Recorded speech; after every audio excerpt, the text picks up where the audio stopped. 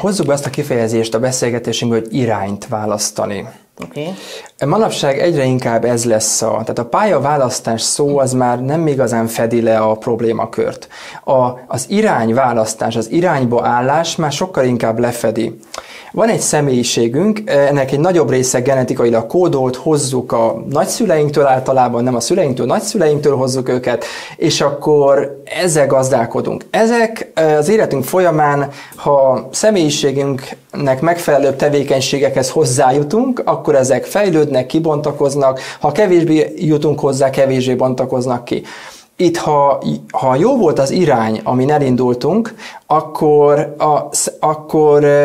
megfelelően bontakozik ki, és gyakorlatilag az élet adja a kilincseket nekünk.